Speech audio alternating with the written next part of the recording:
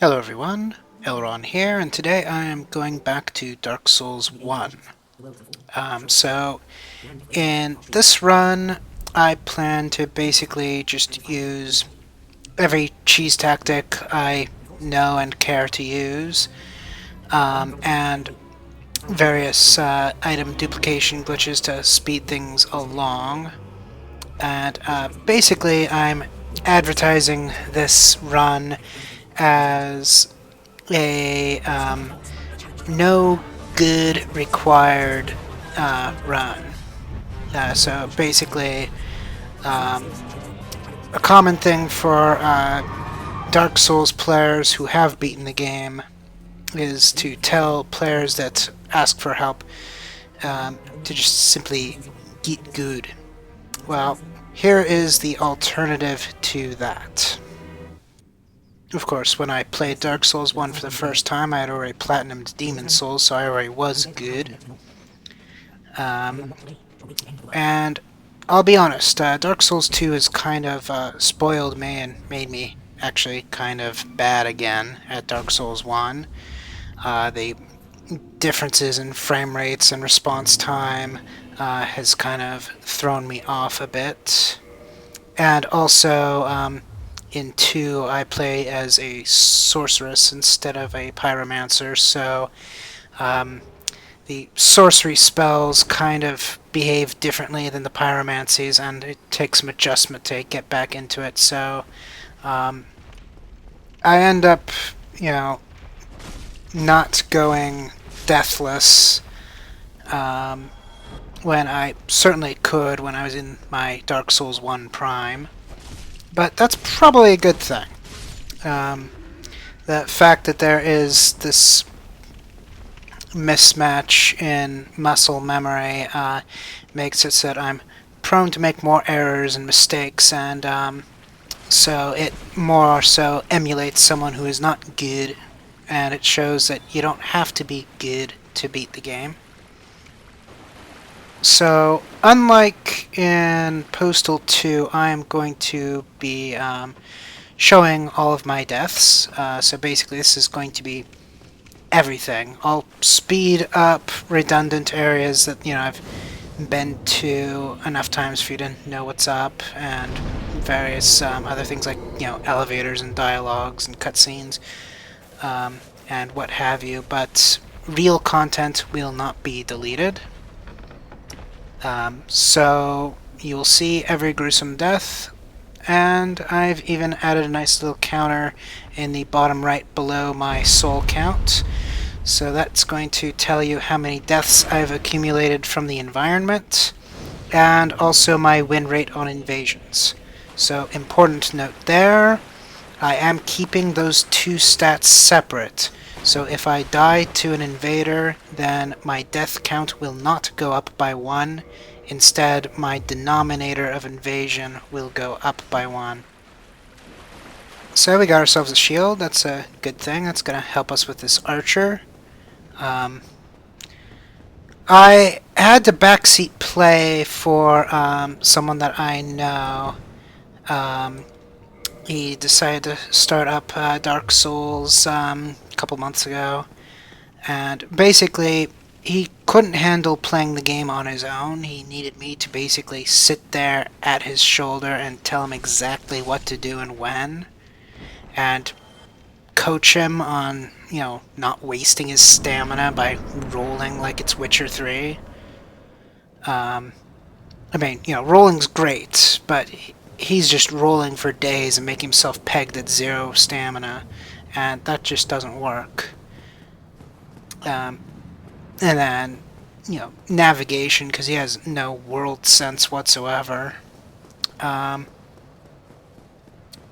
then, of course, he always gets mad whenever I tell him to fight smarter, because he thinks I'm implying that he's dumb. I'm just implying that he's not good. But in any case, I did start off as Pyromancer, and that is probably the easiest way to go, starting class-wise. You're going to want to get the Master Key as your gift, because we are going to abuse that and skip some stuff.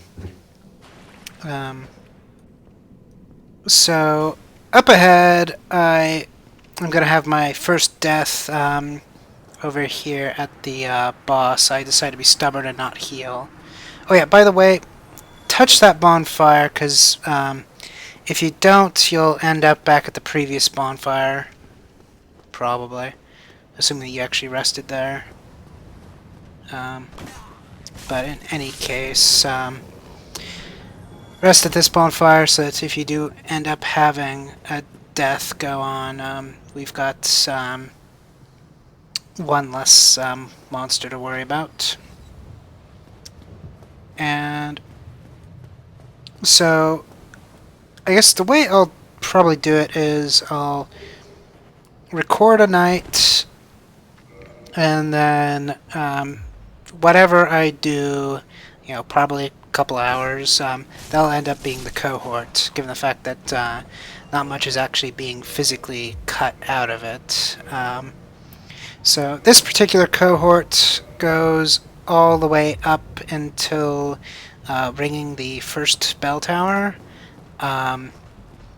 Although that's kind of deceptive because we do have a lot of good stuff that happens before then. Like we free Pyromancer Bro and upgrade the Pyromancy Flame. We defeat the Moonlight Butterfly to get ourselves a dupable soul. And we get ourselves our end game sword and shield. So a lot of good things occur in the 2.5 hours of gameplay. That's got boiled down to less than an hour and 45 minutes worth of video. So the deal with the build is we're basically dumping everything into dexterity, endurance, and vitality or vigor or whatever the hit points stat is.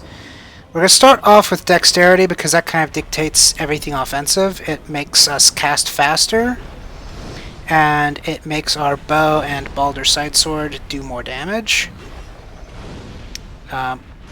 So, yeah, with this guy, just cast your pyromancies at him and he dies. I decided to be stubborn and not drink, try to, prove that I can kill this guy without drinking from the Erlenmeyer flask. Oh yeah, by the way, get used to it. I'm going to have a pet name for a lot of things. I know it's called an Estus flask. I'm going to call it an Erlenmeyer flask, so live with it. So, yep.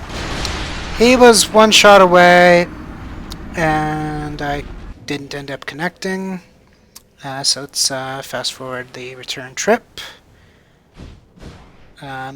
Generally, when I die, I'll probably end up fast forwarding the path back to revival, given the fact that I'm probably taking the same route that got us there in the first place, so it's obviously redundant content at that point. But in any case, we are now ready to give that another try. And so, of course, Dark Souls 101, get your frickin' corpse back. Don't worry about that stupid boss, just hit that blood stain that happens to have a little bit of green on it, and then you'll be golden. Alright, so let's do this again. I'm pretty sure this time I also go with a no drink gambit, but I have more success, even though I don't really show the hit points to indicate that that's going to be the case. But yeah, I mean, generally the idea is block and dodge his stuff, and then counter strike with the spells. And so that's going to be it for this video. I will see you next video. Good luck, have fun.